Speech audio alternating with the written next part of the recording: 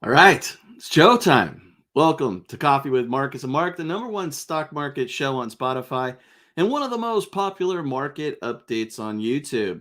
In this show, we talk about what's happening in the markets and how we're trading them. Now, today is Thursday, July 13th, and stocks trading higher for the fourth day in a row. The S&P stalls at 4,500. Will it be able to break through? We'll have to see. PPI data is out. Are producer prices getting any better? Jobless claims come in lower than expected, and Delta reports earnings, sees a big gap higher and then a reversal. Plus, we'll take a look at Marcus's ABBV trade to see if he should be worried, and look at our earnings analysis tool and PowerX Optimizer to find out what to expect with JP Morgan earnings tomorrow. As you can see, there's a lot to talk about, so let's go ahead and get started. Now, this is your first time here. My name is Mark Hodge. I'm head coach at Rockwell Trading. And on most days, I'm joined by Rockwell Trading's founder, Markus Heitkotter. But today, I'm running the show solo. I have been for a couple of weeks now as Marcus travels around the U.S. to a bunch of sailing regattas with his daughter, getting some good time in before she goes away to college. Totally understandable, here to support. But Marcus will be joining us soon, and it will be nice to have him back. But for now, I'm running the show solo. I can't say show solo for the life of me. I keep anyway. I need a speech coach, I guess. Or I just don't need to say that anymore. Anyway, hey, let's put it all into perspective here. You're in good hands. And we have a ton of trading experience here at Rockwell Trading. We know our stuff. We're not afraid to tell it like it is. We're going to talk about some trades. And if you're looking for some honest insight into the world of trading, then you've come to the right place. Before we dive in and show you the trades that we're in and how we're tackling these crazy markets, let's take a look at what's moving the markets today. And let's bring up the S&P 500. S&P 500. Look at this. 4997.72, just shy of the 4500 level. 4499.04 was the high of today. 4 consecutive trading days higher. So if the S&P stays higher today, above the close that we had yesterday, a 4-day winning streak right now, higher across the board for the indices. The Dow actually lagging a bit, still higher for the session, also up for its fourth day straight. The NASDAQ leading the way right now, up over 1%, also on a nice 4-day win streak. The NASDAQ and S&P just looking super strong right now. But we know that traders like round numbers. Sometimes round numbers in the S&P will act as psychological support and resistance. And we see that, although the break above, break below might not be as easy to trade, where we go is always a question, but there tends to be these reactions to levels, right? If you look at the 3,600 level support back here, essentially, dipping a little bit through that, these numbers aren't perfect, but 3,600 here, 3,800 here for this year as support, getting up to 4,200, pulled back to 3,800, rallied back to 4,200, eventually broke through 4,200, paused at 4,300, just blew through it, and then 4,400 over the last couple of weeks, kind of the line in the sand where we're oscillating just above the 4,400, and now the 4,500 level being the target. So it'll be interesting. Are we going to just burst through this, or will it act as resistance? Last time in 2022 in April, as the market was trying to figure out where we go, I think we're about 6.5% shy of record highs for the S&P. So impressive year, getting right back up to those highs or near them in spite of the interest rate environment that we have. But last time we were trading around the 4,500 level, trying to figure out what the heck to do with it, we went into a bear market, and this was back in April of last year. So maybe a significant milestone for the S&P, and big question, what happens next? Now, traders today focusing on data, And let's go ahead, bring up PowerX Optimizer, look at the economic calendar. We had yesterday a better than expected core CPI, CPI, and CPI year over year numbers. Everything ticking a little bit lower than expected and forecast.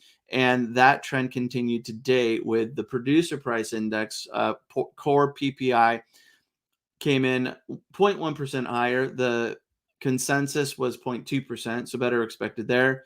PPI data, same thing.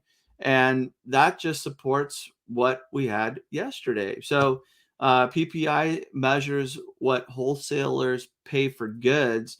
And the trend right now showing that inflation is coming down, and the Fed should feel good about that. But we still have a strong job market. So unemployment claims coming in at 237. This is first time filers of unemployment for Americans, and the expectation was 251. So a little bit lower than expected. And take a look at the CME Fed Watch tool, see if the probabilities have changed here. Now, the Fed will have a 2-day policy meeting in 2 weeks, a little shy of 2 weeks, 13 days, 2 hours, 53 minutes, and 19 seconds away, where they, at the end of their 2-day policy meeting, will make a decision on rates and also share their thoughts, or the Fed shares recap and beliefs with a statement and also press conference. Here we see that 92.4% probability the Fed will raise rates at their meeting. So essentially, a quarter point hike is priced in. That doesn't seem to be what's debatable right now. What is debatable is what comes next. And it looks like now the market and traders are expecting that the Fed will start to reduce rates sooner, that the extra quarter point hike really isn't on the table. This was something that was discussed by many Fed members coming in and saying, hey, we still have a job to do. Our target is 2% inflation long term. That's what they believe is sustainable and healthy for the economy. And right now, they're saying we need to do more, but traders are saying, don't think so. If we look at the expectations here, we will stay at the 525, 550 range with another hike in July, but then stay put and start to see declines at the beginning of 2024. Uh, we'll see if this happens, but this has shifted based on the PPI data and CPI data, the back-to-back data that we had this week. And it could be that in 2024, we have a much more favorable interest rate environment. The goal is that the Fed can combat inflation without putting the U.S. economy into a recession. And best case scenario, having a quote unquote soft landing where they can do this, then reduce rates and have everything be rosy and great. So let's go back here and let's look at our charts here. S&P 500. Let's actually go to the PowerX Optimizer and go to our heat map just to see what's going on in the S&P 500. Oh, let me show everything here. There we go. So a lot of green, but there is some red mixed in. So this isn't just a cross the board, everything's higher type move today. It's a little mixed with the emphasis on trading higher. Of course, the S&P is higher right now, making highs of the year. We see that the Magnificent Seven participating. Microsoft up 1.3%. NVIDIA up 2.1%. Google up 4.5%. Huge move for Google. Meta up 1%. Amazon up 2%. So the big seven are taking off and really supporting this move. Financial services, banks are doing well with this move. Healthcare down a little bit. If we look at consumer defensive, down a little bit. Oil and gas, Exxon and Chevron down a little bit. Some of the others are higher. Industrials, a little bit mixed, down a little bit. So, and even down, it's not major moves to the downside, just a little reds mingled in between. So it's not this everything higher broad market rally, and the big seven are definitely leading the way higher. Now, let's look at a few market movers here. And let's first talk about Delta Airlines. DAL is the ticker symbol. There we go. Delta reporting earnings. And we talked about this using our earnings analysis tool. I think it was on Tuesday where we took a look at it. And based on the data that we saw in the analysis that I did, I was looking at it and thinking, you know what? Really, whether we beat expectations or miss expectations, it's mixed. It's a coin toss. There's no clear trend based on what's happened in the past. Of course, past performance is not indicative of future results, but it gives you some basis and guideline and data to what might lie ahead. No clear trend there, and we actually had Delta reporting better than expected earnings. They reported its highest ever quarterly earnings and revenue, raising its 2023 earnings forecast, saying that this really had to do with strong international demand and cheaper fuel, helping the quarter and Delta in general. So, future guidance looked better. Earnings were great. Revenue was great. And looking at our earnings analysis tool, it looked as though the 1 day move was a little bit inconsistent, and the 7th day move tend to be a little lower. So I didn't really have confidence in if I was holding Delta shares holding into earnings. Now we did gap higher, but right now we've reversed course. We're down 0.3%. Not a big move to the downside, but about a 3% swing from where we were at the open. So looks like some profit taking, and that could be the case. It could be that Delta traders, after earnings, are a bit mixed on whether or not to continue to hold or take profits at that point. We'll see, but just this move here when the overall market is higher, not really a surprise based on the discussion that we had on Tuesday. Now, Pepsi also reporting earnings. PEP is the ticker symbol.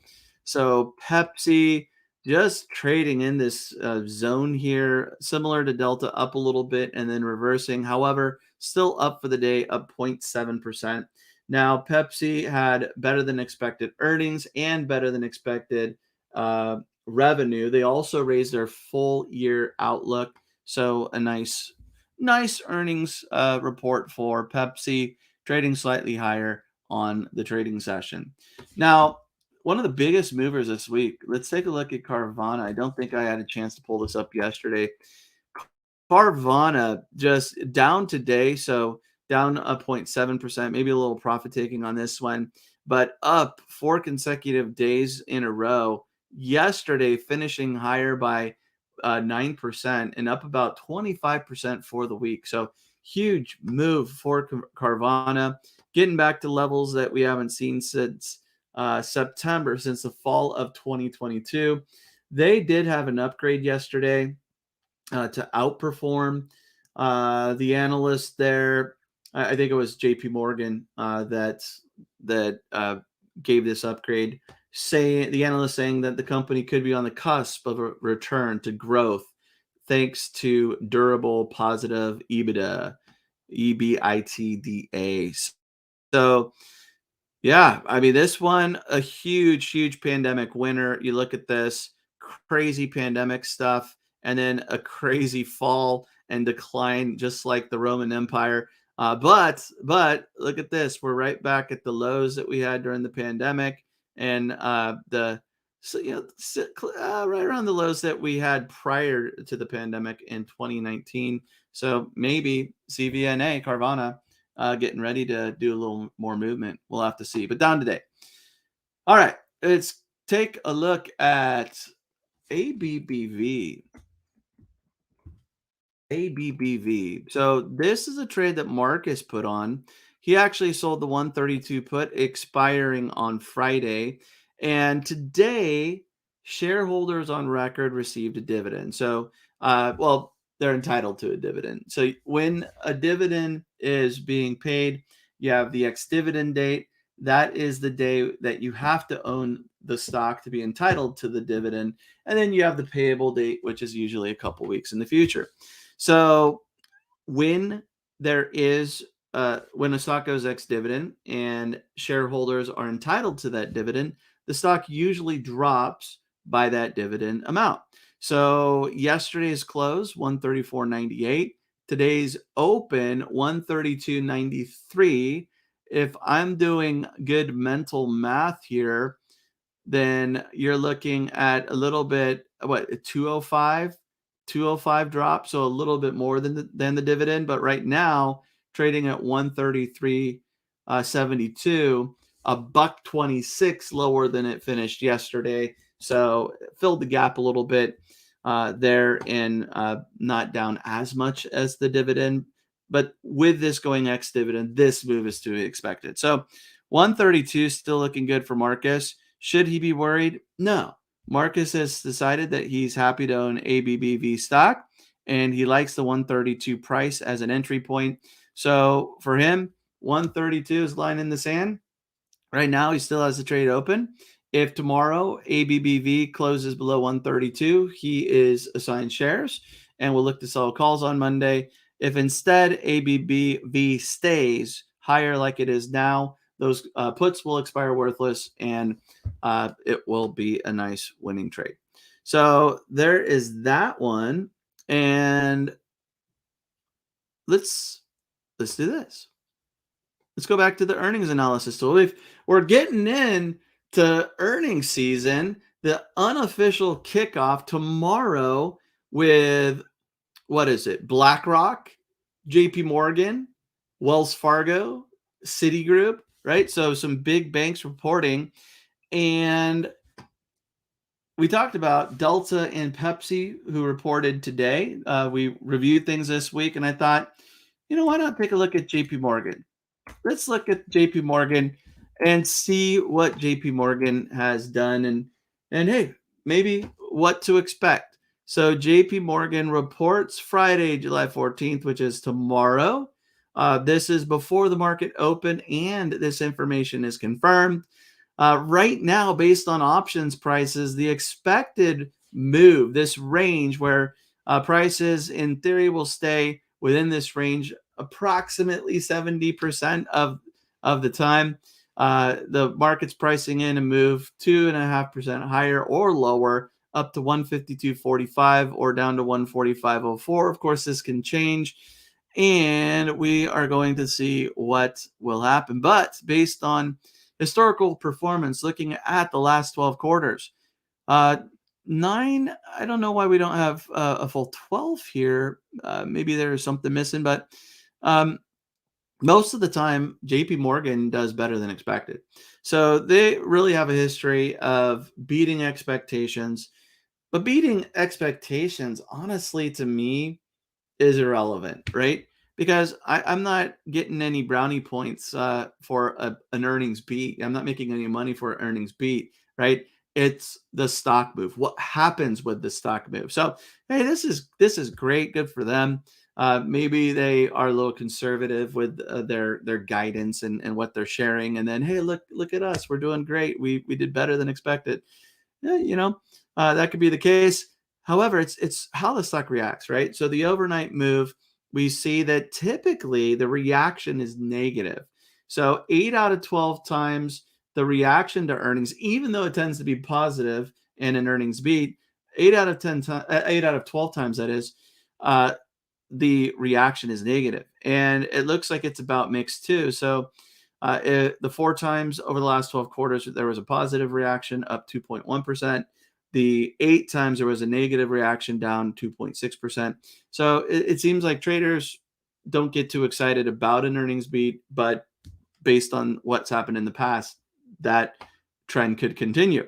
Now, as far as the 7th day, this to me is also a little more significant. What is there a trend? Is there a reaction on the 7th day that's pretty consistent, right? Because you could have an earnings beat. You could actually have a negative reaction on the initial move, but then it could be that all of the time after that initial move, which is negative, the stock drifts higher and actually is making money as traders start to get back into it after earnings. In this case, this is a little bit mixed too, right? 5 out of the last 12 earnings releases on the 7th day, we were higher. 7 out of 12, we were lower. The averages up 5.4% when there's a positive reaction, down 5% when there's a negative reaction. So these averages are very close to one another. Sometimes you'll see, even if there tends to be a little bit of of a a sway or skew towards being down or higher, that on a positive move, it's actually a little bit better than a negative move. This in this case, if I was to make a guess or prediction, it would be that JP Morgan beats earnings, that the reaction is negative, and on the seventh day, it's a little bit of a continuation to the downside. That would be my prediction, but I'm not trading this because, first of all, this with earnings, to me, it really is hit or miss, right?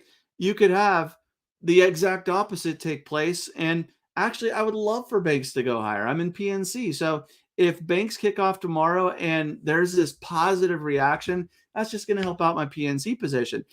This is not guaranteed, but what I would rather do, when I like to trade earnings, and Marcus is the same way, we like to trade the reaction after, right? So if there is a big surprise, if there is a big reaction, take advantage of that uncertainty with certainty in the market, right? Because there's certainty because you know what the earnings release is. It's out of the way. There's no surprise, but there could be uncertainty and volatility as traders react to that information. And I think that's an easier and safer way to trade earnings.